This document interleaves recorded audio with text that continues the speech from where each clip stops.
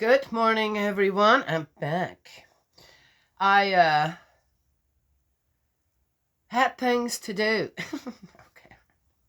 Okay. We had a wonderful party here. Yes, I think, did I mention that? I can't remember when I made my last video. A couple of days ago. But yesterday, right, so I cook for the family here too most evenings. And I love it. I really do love cooking for people. Now, would I want to cook for hundreds of people like I have in the past? No. But I love just cooking here for the family. And I took out some pork tenderloin, and they were already all cut up in pieces. And I looked at the size of them, and I thought, oh, okay. Pork, it's one of those things that if you overcook it, it's just dry. It's not pleasant to eat. I don't think so. And also, if you don't get good pork, which we have to store in the mountains we go to, that has fabulous meat. Yeah, it's an outlet store, but they have fabulous meat. I've never gotten anything bad there. And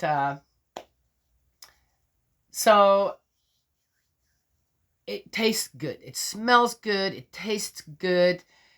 And I'm very picky about when it comes to taste of meat. I just am. And I thought, what am I going to do with those? And I kept thinking about it all day, kind of.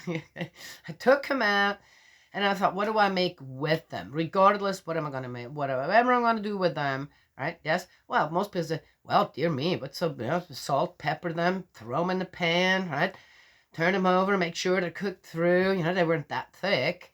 And that's that, right? Well, I'm not like that. I like, oh, okay, so if you're one that would be in a hurry, but I'm not in a hurry. I have all day to think about stuff like that. And I thought, I'm going to make mashed potatoes to go with them. I love my mashed potatoes. I really do. Okay, they're not my mashed potatoes. They're my mom's mashed potatoes. I don't know if they're my mom's mashed potatoes or where she learned how to make them, but I always loved my mom's mashed potatoes. And the secret ingredient in it is, which now it's not really a secret, but it's, people always says, what makes them taste so good or different? It's nutmeg. You just put a little bit of nutmeg in there. Yes, I know, right? Okay. Give it a try. You might just like it too. Then, and we had gotten some peas, yes, in the can. It's all right. I do not like frozen vegetables. Do not. I will be able to tell when you serve me frozen vegetables. Just do not like them. I'd rather have them out of the can. Peas is one of those things. And of course, I will be growing peas here as soon as, yes, about February, middle of February, you can put the peas in. It's a cold crop. Yes, does not grow well in the summer, if at all, as far as I know. Not around here. It's too hot and humid. So we have them out of the can right now, yes. And every so often I do have a hankering for peas. And I make them with, I cut the onions fine, yes, fine, not in strips, but, or I cut them up, cube it, yeah.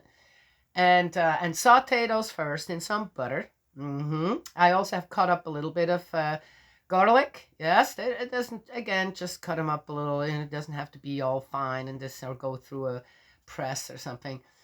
And then I just pour out the juice from the peas. Yeah, they're already cooked. They don't need to be heated up in water again. That makes them mushy in this now.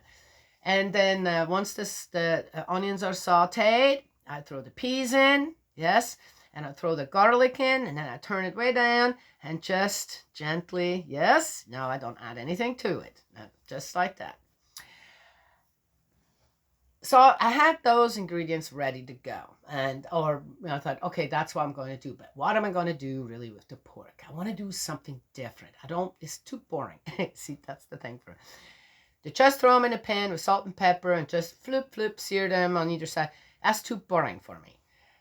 And I thought, oh, suddenly it came to me, right? I said, I think about it all day. What could I make with it? What would be really good? What have I not made in a long time? What have I never made? Right? And suddenly it came to me. Panierte Schnitzel. Yes. It's actually an Austrian recipe, but it's well known in Switzerland and in Germany, and that is a breaded schnitzel. Schnitzel is schnitzel. Why do they call it schnitzel? I'm not sure, but you can do it either with chicken breast. It's boneless chicken breast or boneless pork, right? Yes.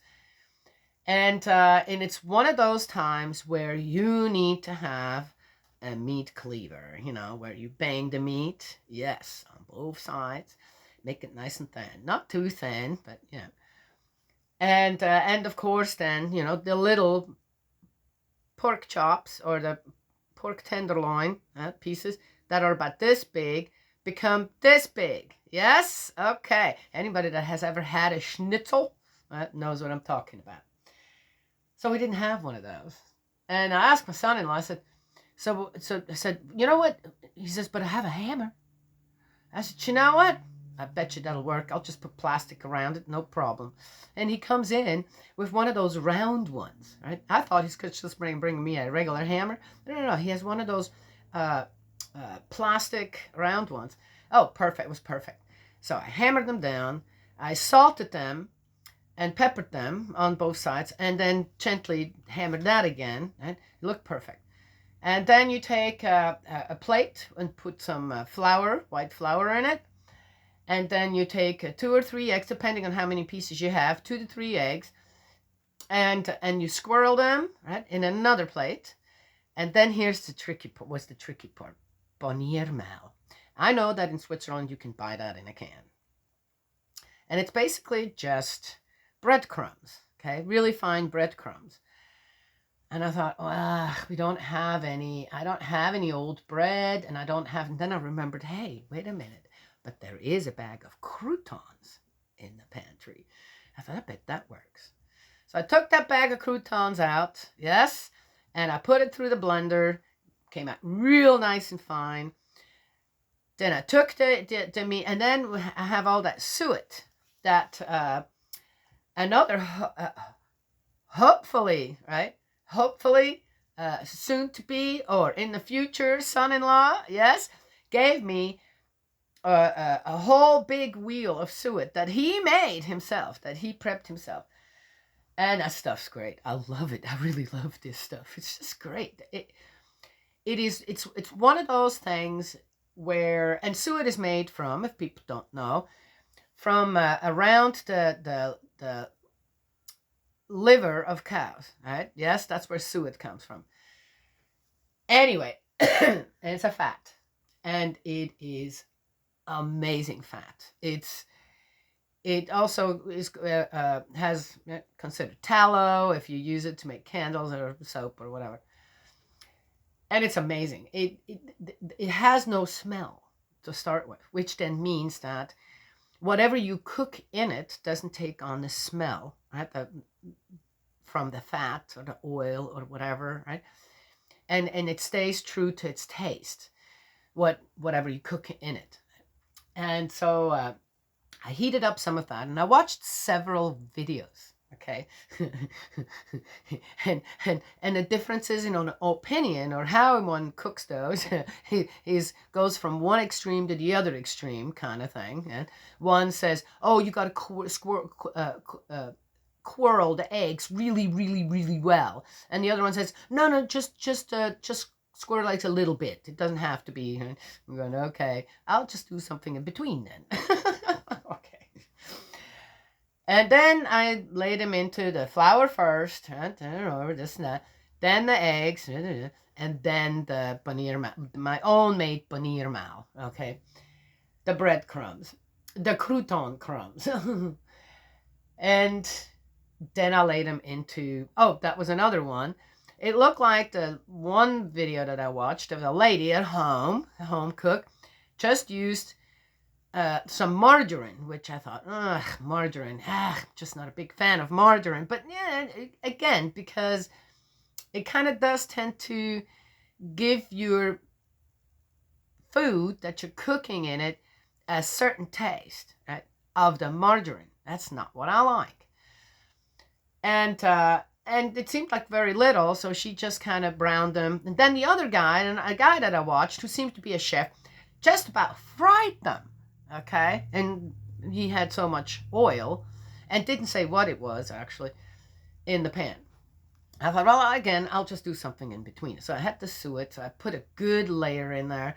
So there was at least, I'd say, what is that, half an inch of molten fat suet in there. And then I put them in there. And then you're looking for the bubbles. Yes, I know. You got to go and check out what that schnitzel is.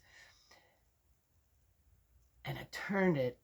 And of course, it takes a very short amount of time. And of course, again, often meat, you don't cook on really high heat, kind of medium high heat, okay? It's the same for beef. Well, steaks. I learned all this. I go and look it up and going, oh, wow, it's really true.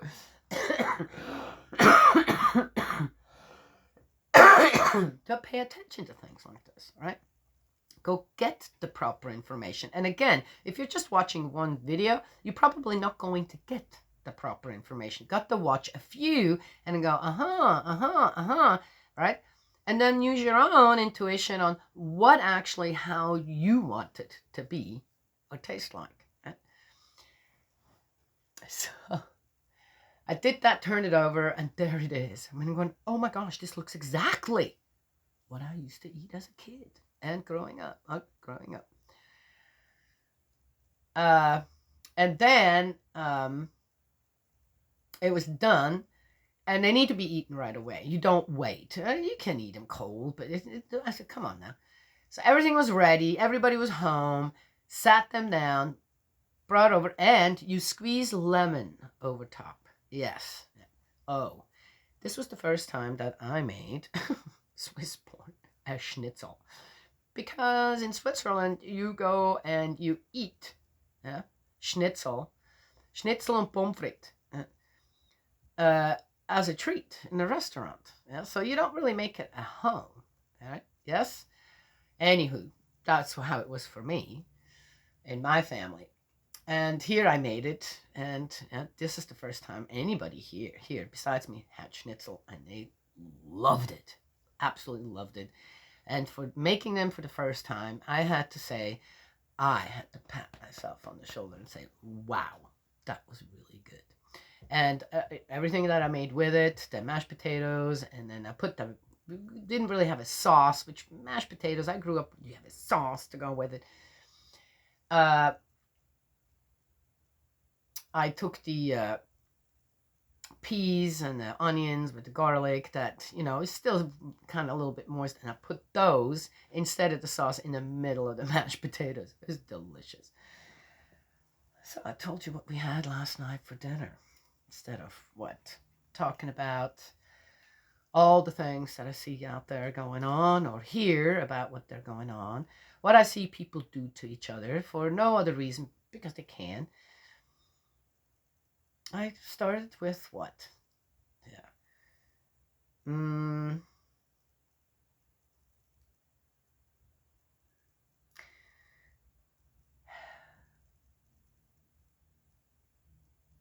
To count our successes or to acknowledge our successes in a small scale, yes, like that, is absolutely wonderful and makes us who we are. Yes? Yeah? No. Whoever watches these videos, and maybe in the future there'll be millions of people watching these videos, know how successful I was at making schnitzel, panierte schnitzel, for the first time. I'm almost 60. What a great success. That came out so delicious. I'd say they were better than the ones that I ate at the restaurants in Switzerland. Okay, all right. Now I'm getting a big head about it. So to ask my daughter this morning, I said, so she's off. I don't have baby duty. Well, we're going to be doing stuff together, and then we'll take care of the baby together. What do you want for dinner tonight? You know, she says, I don't care what it is, Mom, but I want to be a part of it. Isn't that wonderful? Yes, I know. All right, Book of Job 19. Faith at its height in total desertion. Oh. Job spoke next. He said, how much longer are you going to torment me and crush me by your speeches? You have insulted me 10 times already. Have you no shame at maltreating me? Even if I had gone astray, my error would still be my own affair. But whereas you take this superior attitude and claim that my disgrace is my own fault, I tell you that God has wronged me and enveloped me in his net. He doesn't want to give in, right? Yes? I don't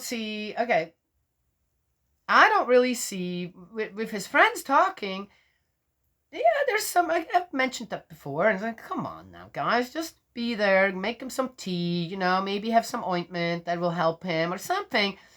But hello, you know, okay. But really, otherwise, when it comes down to it, I think his friends just mean well. Why are they called friends then? And here's Job, and he's just leave me alone. You know, I want it to be that God wronged me. Done. Don't tell me anything different. Oh. If I protest against such violence, I am not heard. What violence is that? If I appeal against it, judgment is never given. He has built an impassable wall across my path and covered my way with darkness. He has deprived me of my glory and taken the crown from my head. He assails me from all directions to make me vanish. He uproots my hope as he might a tree. Inflamed with anger against me, he regards me as his foe. His troops have come in force, directing their line of advance towards me. They are now encamped round my tent. Okay. Wow. Okay. If we want to take Job as which again, remind you, it's just a masterpiece of poetry, which, okay. For what exactly?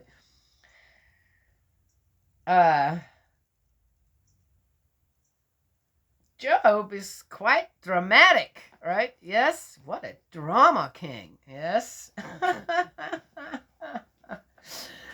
I've found that often with people when they're not getting what they want, which is, I don't want you to tell me that I'm wrong, okay? I don't care if I'm wrong. I just want to be right, right? And they make big old drama out of it. We have a saying, well, they have that here too, make an elephant out of a mouse, right? Yes? Okay. That's just one way for people to just do what exactly? Pull down the shutters themselves. Want to live in darkness? Done. Interesting. He has alienated my brothers from me. My relatives take care to avoid me. My intimate friends have gone away, and the guests in my house have forgotten me. Wait a minute. His friends haven't gone away. They're all there trying to... He has relatives? Well, I'm sure they're there. Okay, all right. My slave girls regard me as an intruder, a stranger as far as they are concerned. What? What? Slave girls? What does that mean now? I am a... Oh, God, don't go there, Daniela. My servant does not answer when I call him. I am obliged to beg favors from him. My breath is unbearable to my wife, my stench to my own brothers. Even the children look down on me. I thought they were all dead. Whenever I stand up, they start jeering at me. All my dearest friends recoil from me in horror. Those I loved best have turned against me. My flesh is rotting under my skin. My bones are sticking out like teeth. Pity me, my friend, since I have been struck by the hand of God. Oh, poor God. Must you persecute me just as God does, and give my body no peace? Will no one let my words be recorded, inscribed on some monument with iron chisel and engraving tool, cut into the rock forever? And why would you want that? I know that I have a living defender, and that he will rise up last on the dust of the earth. Who is he talking about here? This is the second time we've come across this. After my awakening, he will set me close to him, and from my flesh I shall look on God.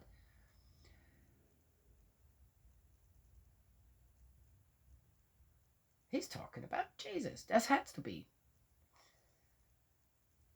He whom I shall see will take my part. My eyes will be gazing on no stranger.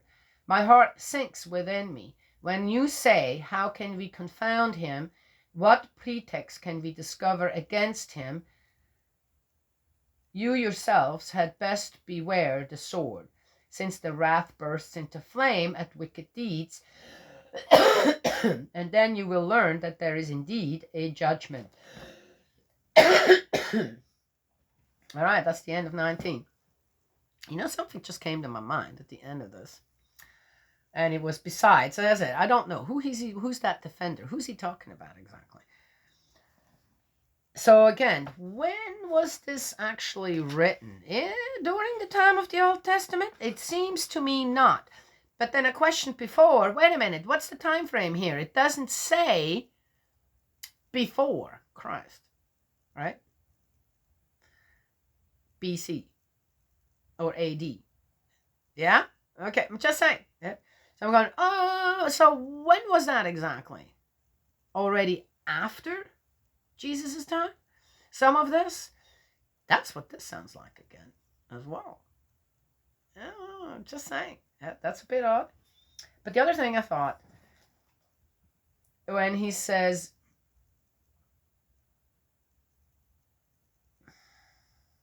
the last part here, where he feels judged. He feels that no one understands him now, right? And that he sees things that are actually not there, right?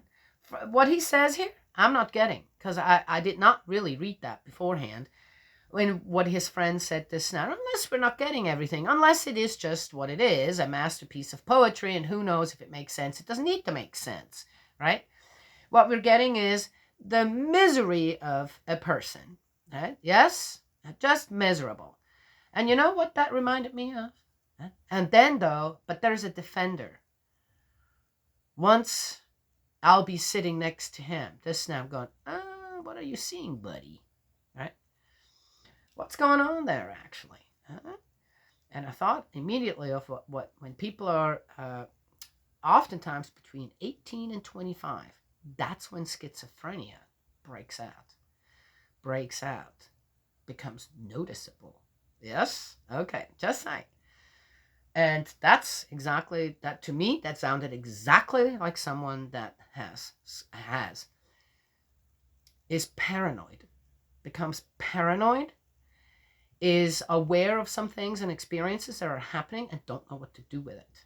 Yes? And because in psychiatry, or psychiatrists, psychology, when you hear voices, you see shadows or even spirits, or that's considered what? Just saying. Rather than, and is treated as a disease. Rather than, oh, whoa, wait a minute, you're spiritually open. Let's guide you in the right direction. That is why I encourage everyone, even if you don't believe in God, don't believe in spirit world, you don't know. If you have children, you don't know what they're going to experience. You have no control over that when it comes to spirit world. Make sure that you do give them some spiritual guidance. No, not with, they need to know about God. And then you let them decide. But you need to let them know about God and spirit world. So that when things start happening that you are not aware of, but they are experiencing. And then where are they going to go? They're going to bury it. As a child, you can bury things like this. Why does schizophrenia come out suddenly with such force between the age of 18 to 25? Tell me. You know I'm not wrong. I've had to do with a few people that did have or were diagnosed with schizophrenia, and pretty quickly I realized, nah, okay, whatever people are making out of this, it isn't that's not what it is. The problem is that when then they're given also medication for it, something does go wrong. And it's very, again, I'm not an expert at it. I only know, I don't know what to do with the symptoms, especially when a lot of violence is involved or completely off the rocker kind of stuff starts to happen. Because do not have that experience per se. Yes. But due to the fact that there is a description of it, schizophrenia out there, considered a disease of the mind, okay, that the one person that I know has been diagnosed with that and done some really, really weird stuff. And then had give and take with it, this, that, wasn't really looking to get better. Because the treatment was really cool. Okay, just saying. And one doesn't have to work. One can't work. One just sits at home and plays video games. I'm just saying.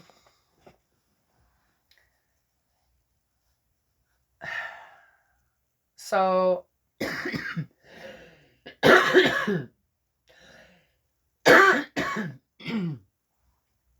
Job, so the disease, which is not a disease, it's actually a gift, just not recognized as such, and then moving forward with guidance as such, and then be an incredible force among the people, yes, on the side of goodness. One has found excuses to do nothing, become a burden on society. That's true. And Job, in a way, is doing the same thing. He's making excuses. Drama! And the greater the drama, then what are the people going to do around you? Yes? Step back. Oh, okay. See ya. Sayonara. See ya. Wouldn't want to be ya. Kind of thing. Well, that's not okay either. Then suddenly there are these consequences of being such. Right? Okay. And that's not okay either. Right? Yes? Then there's more to lament over. Yeah, just like. So.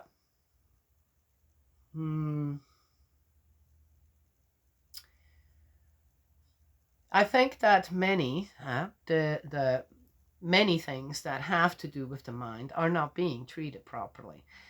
And the reason is because one doesn't acknowledge, or the people who should acknowledge that and should have learned enough about it, and I wonder why people become psychiatrists, right? Study psychology. Right? One has to first know that there's a physical body with 5 senses and a spirit body with 5 senses. Right? And in most peoples, they are separate. Yes, they are not united. When a person is spiritually open and these, the physical and the spiritual are not united, then guess what happens? So, just saying, I am not an expert, but I do know that most psychiatrists out there aren't either. And taking this in the right direction. Yes? Okay. I'll leave it at that. Yes?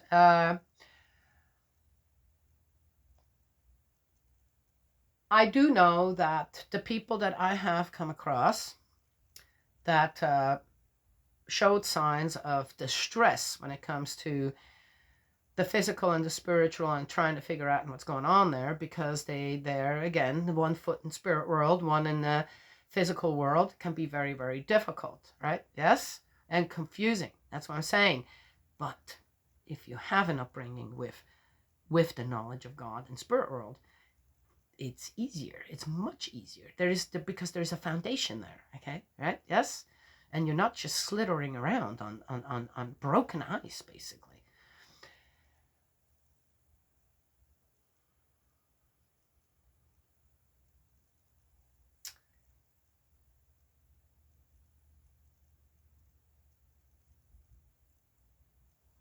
If you feel that way, or if there are things going on like that, all I can tell you is start searching. Number one, don't be afraid. Find out exactly, and again, just pray about it. Oh, so I have to sit there like this? Okay, seriously? If anybody who sees this and goes, oh, so I have to sit there like this and find out, okay, forget it. Go ahead and do whatever you want, because you know that's not what I'm talking about. You seek for guidance. That's what we do. You start that journey towards God's heart. That's what we do. As soon as you commit to that, just to that, things will start to look different. They're not scary. Nothing will be scary. And that comes towards you. And just as I've explained in another video, where my youngest one came and said, Mom, I'm having these experiences. And I said, oh, just ask them what they want, what they need. Or say immediately the Lord's Prayer. Right? Or pray for them. Right? That however personal or impersonal you want to make it. And that be it. If this is some spirit that is tormenting you, which, again, they don't exist. Tormenting spirits don't exist. They're always screaming for help. Okay? They got a big old vast spirit world to go and torment each other there. They don't need to come here. They only come back to the physical realm when they have realized that they need help. And they're willing, they have opened their self, their spirit self, enough that they're allowed to go and seek help. But how does one do that when you don't really know what love is? When you don't know how to treat others properly, this and that? You're going to do it exactly in the same way as you've always done. By scaring people, tormenting people, in a way. Right? To get what? Noticed? Yes. So there it is. Right? Yes. So and to combat that, these experiences with drugs and whatever they got out there is a really, really bad idea. A really bad idea. Unless these drugs will always be available freely to the people who get hooked on them. Okay? Yes? Yeah. So to just not do anything either while one does not have the guidance, that's not a good idea either, right? Because as I said, I've seen, especially one person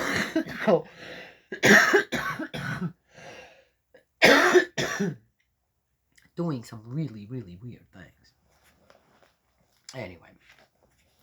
So, said enough. Yes? Okay. This is about restoring. This isn't about accusing people. This is not to say, oh, you're doing it all wrong, this and that. I'm saying this is about restoring. And how do we actually restore? Right? Yes? And when do certain things just become an excuse so that we can stay lazy? Yes? Just saying. All right. So, that's all I have to say to this one. How long did I talk? Oh, not too bad. And it goes into the directions that it goes, right? Yes? What's Job, according to, okay, it's just what's happening here with Job? Is his lamenting, his complaining, his drama he's creating here legit? or just an excuse.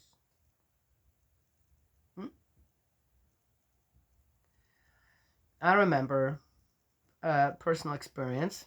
Dad, don't take this the wrong way, but it needs to be said. My dad, my stepdad, was very, very sick. And my mom, he did not want to stay in the hospital, so he stayed at home. And he was dying, and he was on morphine. And my mom's a really small person, 5 foot something. And my dad was pretty tall and heavy. Even when he lost all the weight, he was still heavy. And my sister would go and help out as well, but mostly it was my mom who did everything for him. And my dad treated her like crap. And of course, it was all chalked up to the medicine, this and that. My dad treated my mom, who did all this for him, this and that, cleaned up after him, I don't know what, like crap at the end of his life. Just saying. It's kind of sad, isn't it?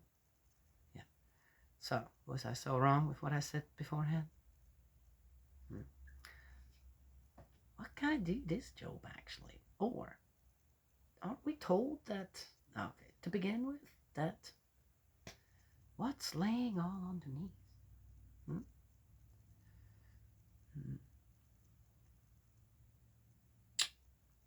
Anyway, I'm going to leave you with this, okay? Yes? No, my mom never took it actually all that much to heart.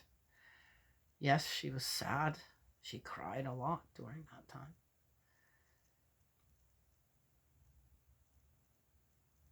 And there were some, after my dad passed away, there were actually some really beautiful things that happened afterwards, almost as if he was asking for forgiveness.